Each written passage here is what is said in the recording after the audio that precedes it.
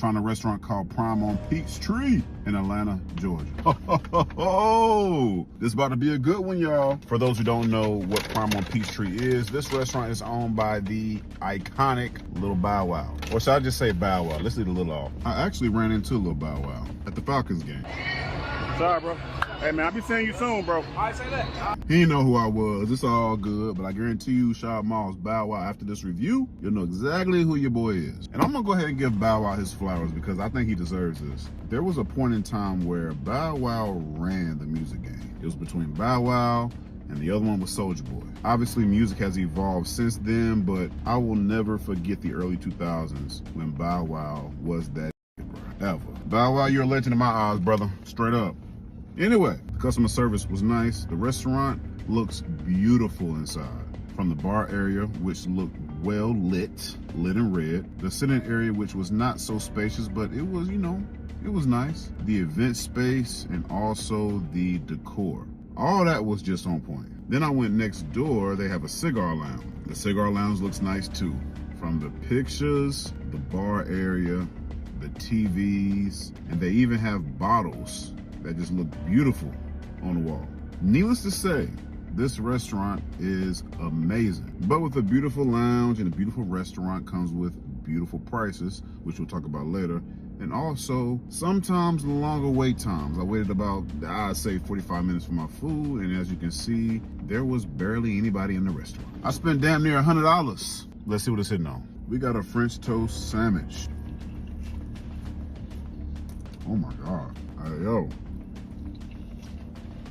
This is fire, for sure. So I keep it a band with you. When I opened my box and I seen this, it didn't look really that appetizing to me, I'm just saying. All I seen in the box was just literally a French toast sandwich. A bacon, egg, and cheese French toast sandwich, that is. But when I say this damn thing is fire, this shit on Mac. They did one or two things. They either A, added maple syrup to the batter, or B, after they cooked the French toast and of course put the bacon, egg, and cheese in between, they drizzled it with syrup. But it has just the right amount of sweetness to go with everything that's in between the French toast. And to think I was wondering why they didn't give me any syrup, I don't need it.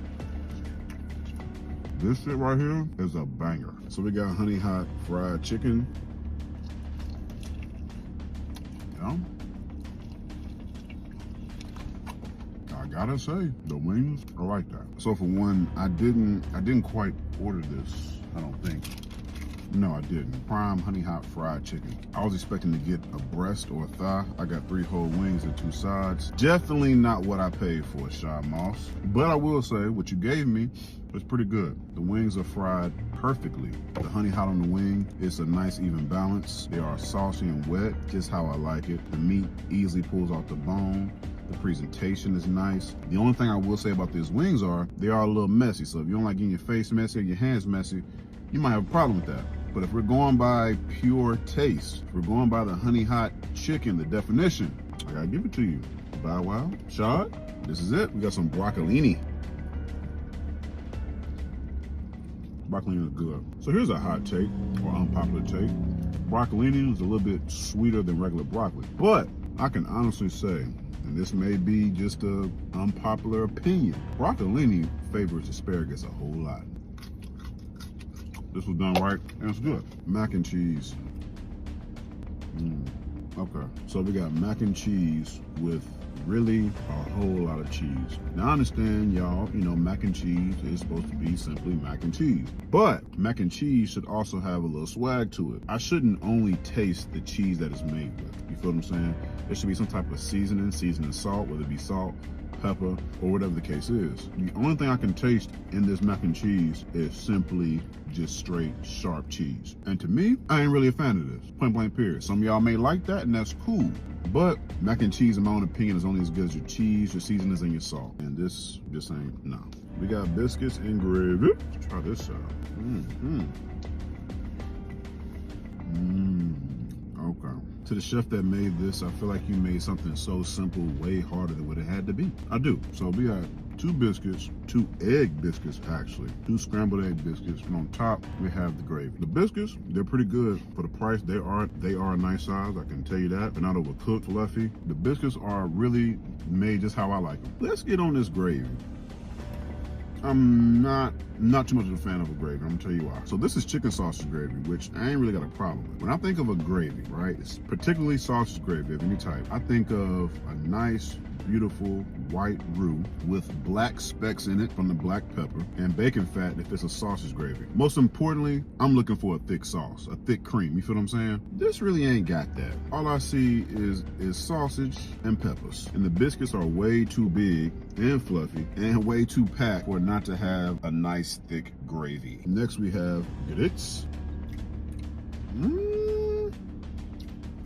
Okay, so this is grits with crawfish sauce. I could have got a protein, I didn't get it. I wanted to see how the grits would be just plain straight out with the crawfish sauce. I can say out of all the places I went that makes grits, this is the only place whoever made this actually put butter in the grits, right? At least that's what it tastes like. But what they did not put in these grits is cheese. Some people may not eat cheese. I understand that, and maybe this isn't for you. But you cannot just have crawfish sauce on top of plain grits. You have to give it some swag, you feel what I'm saying? Had you mixed some cheddar cheese in this real good with the crawfish sauce, this would have been amazing. But I do want to see how it tastes all mixed up together.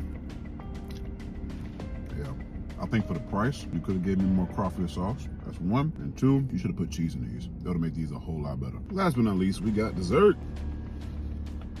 Yeah, this is pretty good. So we got a cheesecake that's crusted with Biscoff. But the cheesecake is not as dense as you're used to having. It's soft and smooth. It's almost like a custard. That's good. My only problem with the cheesecake is the cheesecake is a little bitter. I can see some of you guys not really liking this simply due to the texture. The graham cracker crust is mushy too. The inside is mushy. Like I said again, it's almost like a custard. Some of y'all might like that, some of y'all may not. To me, Biscoff cookie, cheesecake. This can be a little bitter for some, but for the most part, it's all right. Now that that's over, let's get to the real boy.